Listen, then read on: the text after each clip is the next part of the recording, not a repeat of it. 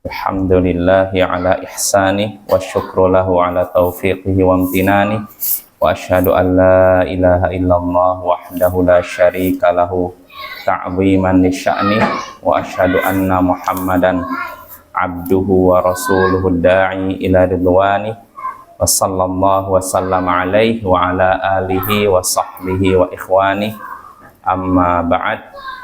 Ayyuhal ikhwah wal akhwat rahimani wa rahimakumullah, saudara-saudara yang semoga dirahmati oleh Allah. Kita bertemu kembali di malam Ahad untuk mengkaji kitab Masailul Jahiliyah allati khalafa fiha Rasulullah sallallahu alaihi wasallam ahlal jahiliyah. Masalah-masalah jahiliyah yang mana Rasulullah sallallahu alaihi wasallam menyelisihi atau bertentangan dengan ahlul jahiliyah, dengan orang jahiliyah dalam hal tersebut. Karya Syekh Muhammad bin Abdul Wahhab bin Sulaiman At-Tamimi rahimahullahu ta'ala. Ya, pada pertemuan sebelumnya kita sudah sampai ke masalah yang ke-19. Betul? Betul ya, 19 ya. Masalah jahiliyah yang ke-19, Bapak, yaitu qadhuhum fi ba'dis salihin bi fi'li ba'dil muntasibina ilaihim. Sifat jahiliyah yang ke-19, masalah jahiliyah yang 19, yaitu orang-orang jahiliyah mencela sebagian orang soleh dengan perbuatan sebagian orang yang mengaku mengikuti mereka. Orang-orang jahiliyah mencela beberapa orang soleh, mencela orang soleh dengan perbuatan sebagian orang yang mengaku mengikuti orang soleh tersebut. Jadi orang soleh ini jelek, tidak bagus, gara-gara melihat orang yang mengaku mengikuti orang soleh tersebut. Jadi bukan dilihat dari perilaku orang solehnya, bukan dilihat dari tindak tanduk orang solehnya, tapi dilihat dari apa? Orang yang mengaku mengikutinya. Nah, ini kebiasaan orang jahiliyah yang sayangnya dipakai juga orang zaman sekarang. Jadi ketika menjatuhkan seorang tokoh, dilihat dari ininya. Wah, ini ajaran keras. Kenapa lihat tuh? Orang ini muridnya sikap tingkah lakunya keras. Langsung disandarkan kepada gurunya. Padahal tingkah laku murid tidak bisa disandarkan kepada guru. Ya, Bapak ya. Ya, contohnya saya memberikan contoh seperti sebagian orang kafir mencela Islam, mencela Nabi Muhammad dengan tingkah laku umat Islam. Orang yang mengaku mengikuti Nabi Muhammad kan, wah Islam itu ajaran nggak benar. Buktinya apa? Kalau sholat Jumat keluar, sendalnya hilang. Jadi kesannya umat Islam itu mengajarkan pencurian. Padahal nggak benar kan? Nggak bisa kita menjatuhkan Islam dengan melihat apa? Tingkah laku umatnya, nggak bisa, karena tingkah laku umat tidak mencerminkan Islam. Ya, tingkah laku umat Islam tidak mencerminkan Islam. Jelas Bapak ya. Ini kaidah yang perlu kita ketahui. Jadi nggak bisa kita menilai suatu ajaran, suatu aliran atau suatu kelompok salah dengan dilihat dari personnya, orang per orang. Karena namanya orang per orang tidak sempurna. Oh, ini ajaran batil. Kenapa? Karena pengikutnya misalkan ada yang selingkuh. Lah, yang selingkuh siapa? Yang salah kan? Nah, itu kan nggak keliru seperti itu, Pak ya. Nggak bisa. Itu kebiasaan orang jahiliyah. Mereka mencela orang soleh dilihat dari apa? Orang yang mengaku mengikutinya. Nah, ini nggak boleh seperti ini. Seperti contohnya apa? Di sini Syekh menyebutkan seperti kaqadhil Yahud fi Isa. Seperti orang-orang Yahudi mencela Isa lewat apa? Orang yang mengaku mengikuti Nabi Isa. Wa qadhil Yahudi wan Nasara fi Muhammad sallallahu alaihi wasallam. Begitu juga seperti orang Yahudi dan Nasara mencela Nabi Muhammad lewat perbuatan sebagian orang yang mengaku mengikuti Nabi Muhammad. Nah, ini cara pandang yang salah, alias cara pandang jahiliyah. Ya, kita jangan begitu ya. Jadi kalau kita ingin menilai seseorang, suatu ajaran, dilihat dari ajaran tersebut, jangan dilihat dari pengikutnya, Bapak ya.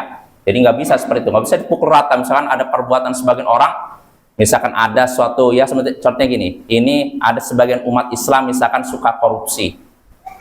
Sebagian umat Islam suka korupsi. Apakah kita katakan Islam mengajarkan korupsi? Tidak, kan ini perbuatan sebagian orang. Nggak bisa disandarkan ke, nah ini Bapak ya. Ini kaidah yang perlu kita pahami dan kita praktekkan. Jadi nggak boleh kita mencela suatu kelompok seseorang dilihat dari pengikutnya, orang yang mengaku mengikuti ajaran tersebut. Nah, itu sifat ke-19. Nah, sekarang kita masuk sifat berikutnya yang disebutkan oleh Syekh di sini, al-mas'alatul 20, masalah yang ke-20, sifat yang ke-20, sifat jahiliyah yang ke-20. I'tiqaduhum fi makhariqas ini salah cetak tuh. I'tiqaduhum fi makhariqis saharati wa amsalihim annaha min karamatis salihin wa nisbatihi ilal anbiya kama nasabuhu li Sulaiman alaihi salam.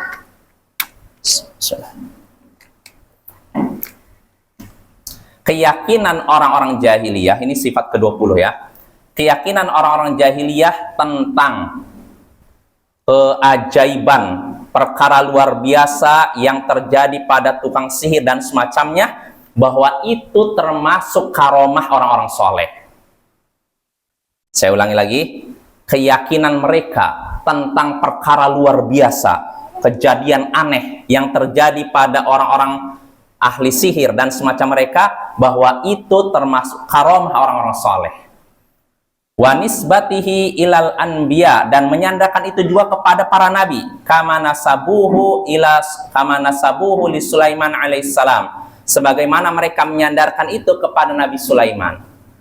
Nah, ini sifat ke-20, masalah ke-20. Saya ulangi lagi, keyakinan mereka tentang makhorik. Makhorik itu kejadian luar biasa, peristiwa kejadian aneh, ajaib lah istilahnya gitu. Keyakinan mereka tentang kejadian ajaib yang terjadi pada tukang sihir dan semacam mereka, bahwa itu termasuk karomah orang soleh. Artinya begini Bapak, orang-orang jahiliyah memandang para tukang sihir kan memiliki kemampuan aneh kan, kemampuan yang dianggap di luar kebiasaan. Nah, bagi mereka yang seperti itu termasuk karomah orang-orang soleh. Jadi memandang keajaiban yang ada pada diri seorang menunjukkan kesolehan orang tersebut. Jelas? Jadi mereka orang jahiliyah mandang kalau ada keajaiban pada diri seorang, termasuk tukang sihir, mereka mandang bahwa itu menunjukkan kesolehan orang tersebut, bagusnya agamanya, benarnya ajarannya. Jelas? Nah, ini kebiasaan orang jahiliyah. Jadi mereka mandang kesolehan baik atau tidaknya ajaran seorang dilihat dari yang aneh-aneh, bukan apa yang diajarkan dalam ajaran tersebut. Misalkan seorang, kalau kita cara pandang Islam kan nggak seperti itu. Kita lihat dari apa yang dikatakan seorang. Kalau dia dikatakan seorang benar, kita katakan benar. Kalau yang dikatakan seorang salah, kita katakan salah. Ya, kita katakan salah walaupun dia punya keajaiban dalam tanda kutip, keanehan. Ya, nanti akan disebutkan oleh Syekh berbagai macam keanehan yang dipraktekkan oleh orang-orang ahli sihir, tukang sihir. Nah, ini Bapak ya. Jadi orang-orang jahiliyah meyakini keajaiban yang terjadi pada para tukang sihir dan semacam mereka itu termasuk keramat, karomahnya orang-orang soleh. Karomah itu artinya pertolongan Allah, kemuliaan yang Allah berikan kepada orang-orang soleh. Nah, itu.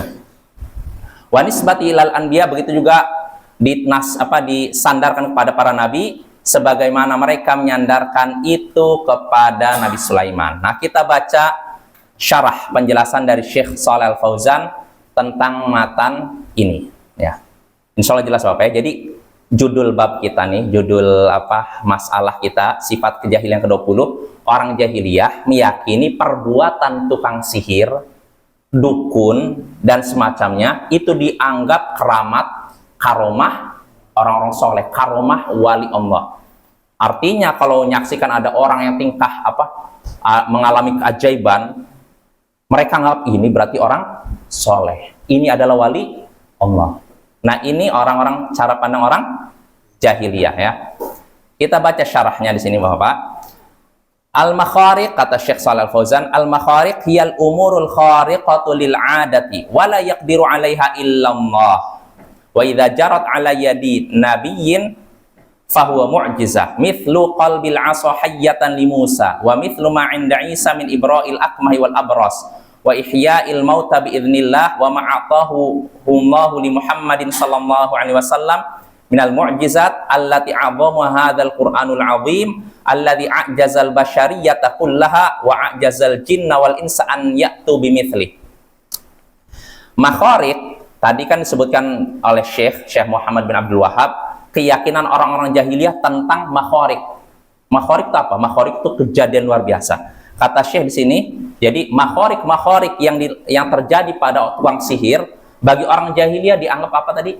Karomah, kemuliaan yang Allah berikan. Nah, apa itu makhariq? Di sini kata Syekh, makhariq yaitu perkara yang melewati kebiasaan. Atau kalau bahasa Indonesia, perkara luar biasa, ya kan? Sebenarnya Bapak kalau kita mau terjemahkan harfiah, khoroqah itu artinya merobek. Khoroqal thawb, khoroqtu thawb, aku merobek pakaian. Khariqah artinya robek, merobek. Nah, itu. Khoroqah artinya merobek. Nah, di sini al-umurul khariqatu lil 'adah, perkara yang merobek kebiasaan. Diartikan apa enaknya? Luar biasa kan? Nah, itu perkara luar biasa. Jadi makhariq tadi, jadi orang jahiliyah menganggap makhariqnya tukang sihir sebagai karomah. Apa tuh makhariq? Kata Syekh itu perkara luar biasa, di luar kebiasaan yang hanya disanggupi oleh Allah. Ya, wa idza, dan kalau perkara luar biasa itu terjadi pada diri seorang nabi, maka itu adalah mukjizat. Jadi kalau perkara luar biasa itu terjadi pada para nabi, seorang nabi, kita katakan mukjizat. Contohnya apa? Di sini Syekh menyebutkan seperti tongkat berubah menjadi ular. Ini terjadi pada siapa? Nabi Musa. Ini perkara biasa atau luar biasa? Luar biasa kan, tongkat jadi ular. Luar biasa kan? Nah, ini terjadi pada Nabi. Berarti namanya apa? Mukjizat. Begitu juga apa yang dimiliki Nabi Isa. Yang dimiliki Nabi Isa. Kejadian luar biasa yang terjadi pada Nabi Isa. Berupa apa? Menyembuhkan orang yang buta. Lalu abros, kusta. Menghidupkan orang mati dengan izin Allah. Menyembuhkan orang buta. Orang kalau udah buta cenderungnya kan nggak bisa lihat kan. Kalau orang sudah buta lalu oleh seseorang bisa hidup, bisa melihat lagi. Ini biasa atau luar biasa? Luar biasa kan? Di luar kebiasaan kan? Nah, ini terjadi pada siapa? Nabi Isa. Berarti namanya apa? Mukjizat. Nah, begitu juga menyembuhkan kusta. Kusta juga menyembuhkan kusta. Kalau di zaman Nabi Isa, Bapak, kusta itu belum ada obatnya kan? Kalau zaman sekarang tidak ada kan? Zaman Nabi Isa belum ada obatnya. Orang kalau udah kena penyakit kusta, wah dipastikan akan mati. Nah, tiba-tiba Nabi Isa bisa menyembuhkan orang kena penyakit kusta. Ini biasa atau luar biasa? Luar biasa kan? Nah, terjadi pada Nabi Isa. Berarti namanya apa? Mukjizat. Nah, begitu juga menghidupkan orang mati dengan izin Allah. Orang sudah mati kan tidak bisa hidup, ya tidak? Gak ada lagi, kecuali nanti ketika hari kiamat sudah mati dalam kubur bangkit lagi kan? Tapi Nabi Isa bisa menghidupkan orang mati dengan izin Allah. Sekali lagi, ini kejadian biasa atau luar biasa? Luar biasa kan? Berarti namanya apa? Karena terjadi pada Nabi Isa, mukjizat. Nah, ini Bapak ya. Nah, mungkin karena inilah bisa menghidupkan orang mati, bisa menyembuhkan orang buta, bisa menyembuhkan orang kena penyakit kusta. Ini kejadian luar biasa kan? Makanya sebagian orang Nasara, mayoritas, sampai meyakini Nabi Isa sebagai, karena bagaimana ini hanya sanggup dilakukan oleh Tuhan, gak mungkin manusia. Akhirnya meyakini ini adalah anak Allah, bahkan Allah itu sendiri. Nah, ini ekstrim, apa ya? Ekstrim apa? Kanan apa kiri? Tapi yang satunya lagi orang Yahudi lebih ekstrim kebalikannya. Kata mereka, perbuatan Isa ini tukang sihir. Itu sihir aja itu. Bukan Tuhan, dia bukan Tuhan, tapi dia itu tukang sihir. Dan umat Islam di pertengahan. Kita katakan perbuatan Nabi Isa, semua perbuatan Nabi Isa bisa menghidupkan orang mati, bisa menyembuhkan orang buta, bisa menyembuhkan orang kena penyakit kusta. Ini semua adalah berdasarkan izin Allah. Dia bukan Allah. Ini perbuatan hamba tapi dengan izin Allah. Dan dia juga bukan pendusta. Karena Allah memberikan kemuliaan berupa kemampuan 3 tadi Bapak ya. Nah ini kita di tengah nih. Orang Nasoro berlebihan sampai mengangkat Nabi Isa sebagai Tuhan. Sedangkan orang Yahudi merendahkan Nabi Isa sampai menyatakan Nabi Isa pendusta. Bahkan mereka nekat untuk membunuh Nabi Isa. Alaihim la'natullah. Ya itu Bapak ya. Jadi kejadian yang terjadi pada Nabi Isa bisa menyembuhkan orang buta, bisa menyembuhkan orang kena penyakit kusta, bisa menghidupkan orang mati. Ini semua kejadian luar biasa dan itu dinamakan mukjizat. Dan begitu juga kata Syekh, apa yang Allah berikan kepada Nabi Muhammad berupa mukjizat, yang paling besar mukjizatnya yaitu Al-Quran yang mulia, yang agung, yang mana semua manusia tidak sanggup membuatnya. Membuat Al-Quran gak ada yang sanggup. Bahkan jin dan manusia tidak sanggup mendatangkan yang semacam dengan Al-Quran. Allah dalam Al-Quran menyebutkan beberapa tahapan menantang umat manusia untuk Pertama, membuat semacam Al-Quran. 1 paket 30 juz, nggak sanggup. Lalu Allah tantang untuk buat 10 surat semacamnya. Sanggup? Nggak sanggup. Lalu buat 1 surat yang paling sedikit saja. Surat apa yang paling sedikit? An-Nasr, Al-Ikhlas kan? Allah tantang umat manusia untuk membuat 1 surat semacam surat dalam Al-Quran. Nggak ada yang sanggup juga. Nah, ini mukjizat paling besar, Bapak ya. Dan kejadian yang terjadi, artinya apa? Al-Quran itu perkataan yang luar biasa. Ya kan? Betul tidak? Dan ini diberikan kepada Nabi Muhammad. Berarti namanya apa? Mukjizat, Bapak ya. Jadi sekali lagi kesimpulannya, apapun kejadian luar biasa, di luar kebiasaan, melewati batas kebiasaan, kalau memang terjadi pada para nabi, pada para rasul, maka itu namanya mukjizat ya. Lalu kata Syekh, wa amma idza jara khariqul 'adati 'ala yadi 'abdin salihin taqiyyin mu'min fahadha yusamma karamatan minallah ajraha 'ala yadi. Adapun jika perkara luar biasa terjadi pada seorang hamba yang soleh, bertakwa dan beriman, maka ini dinamakan karomah, kemuliaan dari Allah. Allah adakan itu lewat hamba yang soleh tersebut. Nah jadi Bapak, kalau misal kejadian luar biasa terjadi pada para nabi dinamakan mukjizat. Tapi kalau terjadi pada orang soleh, karomah. Karomah artinya apa? Kemuliaan dari Allah ya. Tujuannya apa? Imma li hujjatin fid din wa imma li hajatil muslimin. Tujuannya pertama, bisa jadi untuk hujjah dalam masalah agama, sebagai bantahan. Misalkan ada orang yang menantang dibantah, sedangkan dijadikan Allah memberikan kejadian luar biasa pada orang soleh supaya membantah orang-orang yang mendustakan agama misalkan. Atau karena kaum muslimin membutuhkannya. Bisa jadi kaum muslimin butuh, ternyata Allah adakan itu lewat siapa? Orang soleh. Contohnya apa? Kama hasala li Maryam alaiha salam fi anna Zakaria idza dakhala alaiha al-mihrab wajada 'indaha rizqa. Sebagaimana yang terjadi pada Maryam alaiha salam dalam hal apa?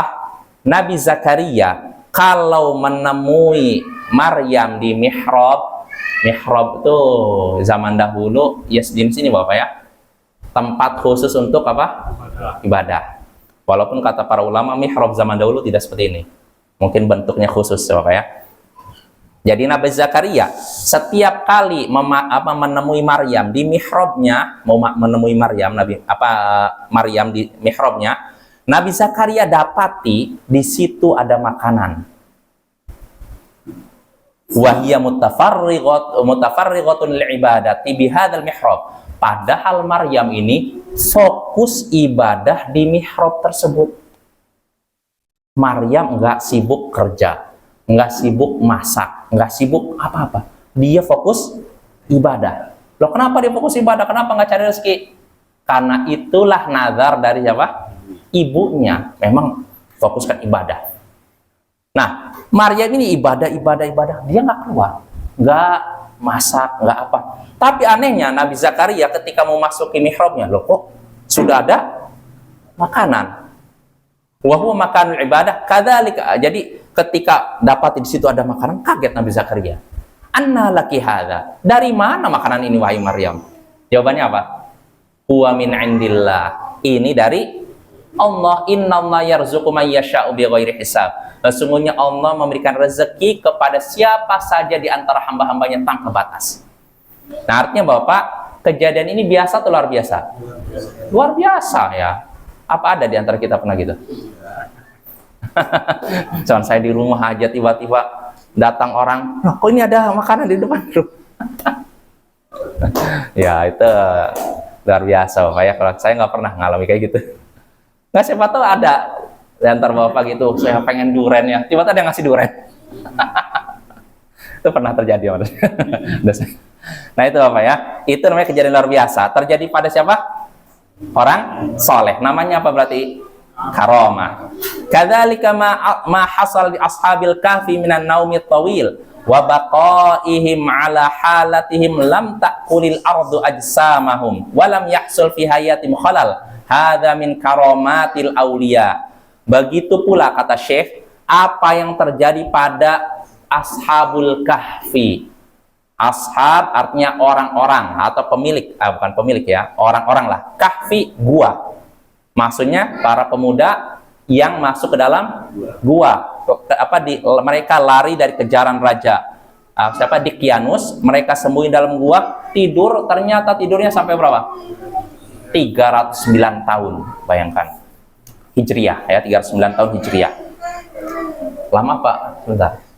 Lama kan? Nah, ini kan di sini kata Syekh terjadi pada ashabul kahfi berupa tidur yang panjang.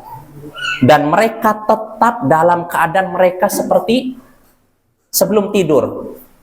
Tanah tidak memakan jasad mereka. Artinya Bapak, kalau orang lama di ini tidur, ya contohnya mayat aja lah. Misalkan dia dimasukkan ke dalam tanah nih. Biasanya kita menguburkan seseorang di tanah sekarang siang nih. Besok udah seperti apa? Kalau langsung bersentuhan dengan tanah, apa yang terjadi? Langsung berubah kan kulitnya kan?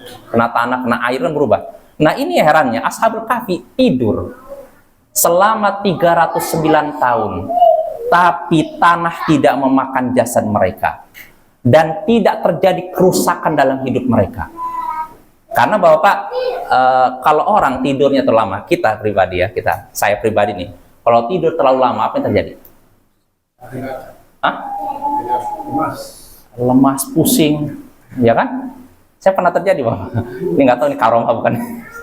Jadi saya pernah ngantuk nih. Pernah di satu tempat saya ngantuk, tidur jam 9 pagi. Tidur, bangun-bangun saya kok lapar sekali, udah malam tuh. Saya bingung, lapar sekali perut ya. Saya mau sholat lah. Mau sholat apa? Karena udah malam, sholat apa kira-kira? Hah? Sholat Isya, ketika itu kan maghrib atau Isya lah. Tiba-tiba saya udah lapar sekali, perut udah kayak melilit tuh, lapar luar biasa. Ketika mau sholat Isya, saya baru sadar, ya Allah, saya belum sholat zuhur, asar, maghrib, baru Isya bangun. Dari jam 9 pagi, bayangkan, sampai bangun jam 8 malam. Saking nyenyaknya. Tapi apa yang terjadi ketika bangun? Perut udah rasanya gitu. Lihat tuh. Artinya kalau kita tidur lama biasanya ada perubahan tidak pada kondisi tubuh? Ada. Itu baru hitungan jam. Bayangkan kalau sampai hitungan tahun. Bagaimana pula kalau sampai hitungan ratusan tahun? Ashabul Kahfi 309 tahun. 309 tahun mereka tertidur, tapi tidak ada perubahan pada jasad mereka. Nggak ada. Kalau kita tidur sebentar aja lapar, mereka enggak. Artinya mereka memang ketika bangun mereka lapar, tapi laparnya tidak seperti kita. Allah jaga jasad mereka itu, lihat tuh. Nah ini kan ajaib tidak? Biasa atau luar biasa? Nah berarti kalau terjadi pada mereka namanya apa? Karomah, karena mereka orang-orang soleh ya.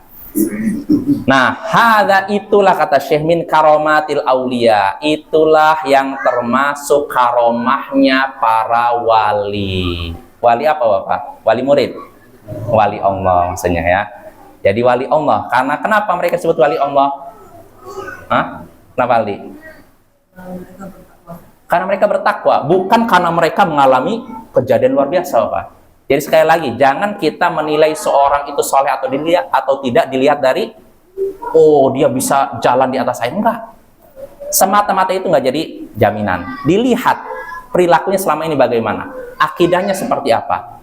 Kalau seorang akidahnya baik, akhlaknya baik, amalannya baik, lalu mengalami keajaiban, berarti keajaiban itu namanya apa? Karomah. Tapi kalau ternyata dia tidak pernah sholat, maksiat, dia juga banyak melakukan khurafat. Kalau mengalami keajaiban itu namanya apa? Nah, itu bukan karomah ya, itu namanya sihir apa ya? Soal jelas ya. Kita lanjut. Karomah itu bisa datang sekali. Ya, karomah tidak direncanakan. Karomah seorang hamba misalkan suatu hari ya mungkin seorangnya soleh, dia jaga ibadah, akidahnya benar, lalu mengalami kejadian luar biasa, nah maka itu karomah tanpa disengaja. Ada pun kalau orang nih, lihat nih, saya kebal benda tajam nih, lihat nggak berdarah kan? Apa ini karomah? Kalau orang soleh mana mungkin membanggakan? Iya kan? Oh saya ini punya karomah, ini bukan orang soleh. Kalau ada orang ngaku punya karomah, ngaku tahan benda tajam, nggak tembus kalau ditembak oleh peluru, kita katakan dia bukan orang soleh, bukan wali Allah. Maksudnya itu sekali atau misalnya 2 kali, 3 kali? Karomah tergantung. Kalau misalkan Allah memberikan, misalkan orang ini butuh, Allah berikan. Tergantung kebutuhan seorang hamba. Seperti yang terjadi pada pasukan kaum muslimin yang dipimpin Sa'ad bin Abi Waqqas menyerang Persia. Pasukan mereka ketika itu terhenti karena di depan pasukan mereka ada sungai yang lebar, alirannya deras dan dalam. Berhenti gitu. Cuman ketika itu Sa'ad bin Abi Waqqas memberikan instruksi jalan terus. Lewati apa? Sungai. Namun apa yang terjadi? Kaki kuda mereka, kaki pasukan mereka ada di atas air, tidak masuk ke dalam air. Ini biasa apa luar biasa? Luar biasa. Terjadi pada orang soleh, namanya apa? Karomah. Tapi kejadian ini cuma sekali aja. Artinya kali berikutnya pasukan kudanya masuk ke dalam air. Ketika itu aja, ketika menyerang Persia, jadi kaki kudanya itu di atas air jalan. Cuman ketika itu aja. Adapun ketika baliknya nggak ada riwayat yang menyebutkan mereka berjalan di atas air. Makanya Bapak, karomah itu tidak direncanakan dan tidak dibanggakan. Kalau misalkan ada orang membanggakan karomahnya, ini bukan orang soleh namanya. Tidak direncanakan. Jadi kalau orang lihat nih, saya bisa tahan benar, ini bukan orang soleh, bukan wali Allah. Dan keajaiban yang terjadi pada dirinya bukan karomah, tapi sihir. Maka Bapak bedakan karomah dengan sihir ya. Insyaallah jelas ya. Ini kita baca penjelasan Imam Syekh Shalih Fauzan berikutnya nih, yang lebih jelas. Kata Syekh, wa amma ma yajri mimma yushbihu khawariqil 'adah ala aidil kafara fa hadhi tu'tabaru min af'ali syayatin fa hadhihi tu'tabaru min asy-sya'wadat wal hiyal was sihra at-takhyili aw min a'mali syayatin. Adapun kata Syekh, perkara luar biasa di luar kebiasaan terjadi pada orang-orang kafir, nah, orang kafir kok bisa terbang? Maka ini termasuk perbuatan setan. Bapak. Jadi jangan kita kira yang bisa hebat itu cuma Wali Songo aja. Atau Wali Songo bisa jalan terbang di atas udara apa? Musyrik India, Bapak, bisa terbang di atas udara. Kata Syekhul Islam Ibnu Taimiyah, beliau menyebutkan bahwa sebagian musyrik bisa berjalan di atas udara. Kalau cara pandang orang jahiliyah, berarti ini wali Allah, ya kan? Kalau kita yang udah belajar akidah, orang musyrik. Kalau bisa gitu, ini perbuatan setan. Bukan karena Allah ingin melihatnya. Jelas Bapak ya? Maka kata Syekh ini, dan ini termasuk perbuatan setan, dan itu juga termasuk syahwadat. Syahwadat itu klinik. Apa klinik artinya? Perdukunan. Wal khiyal, tipuan atau siasat. Wasihra at-takhyili, atau sihir ilusi. Artinya seakan-akan dia terbang, padahal tidak terbang, tapi setan menginikan mata kita seakan Bapak ya. Nah itu, maka jangan tertipu. Patokannya gini aja Bapak, kalau kita ingin lihat ini apakah, kalau mukjizat udah selesai ya, karena nggak ada para nabi kan, selesai, kecuali Nabi Isa nanti kan. Nabi Isa nggak ada kan, belum muncul kan. Jadi yang tersisa sekarang Bapak, kalau ada kejadian luar biasa cuma dua, kalau bukan karomah, sihir. Maka kalau kita nyaksikan ada seorang misalnya suatu hari nggak sengaja kita lagi jalan-jalan, kok ada orang jalan di atas air, jangan langsung dia wali Allah, jangan langsung bilang ini karomah. Cek dulu orangnya. Kalau orangnya memang akidahnya benar, akhlaknya baik, amalannya baik, baru kita katakan ini karomah. Tapi kalau orang ini akidahnya nggak jelas, ibadahnya bolong-bolong, suka perdukunan, maka kita katakan ini sihir, perbuatan setan. Jelas Bapak ya? Dengan ini selesai kita dari masalah ke-20. Ya insya Allah pada pertemuan berikutnya kita lanjutkan masalah ke-21. Nah ini pembahasan penting Bapak. Saya berikan judulnya, bocorannya istilahnya, ta'abbuduhum bil muka'i wa tasdiyah. Orang-orang jahiliyah beribadah dengan siulan dan tepuk tangan. Ini insya Allah akan kita bahas pada pertemuan. Subhanakallahumma bihamdik, asyhadu an la ilaha illa anta, astaghfiruka wa atubu ilaik. Assalamualaikum warahmatullahi wabarakatuh.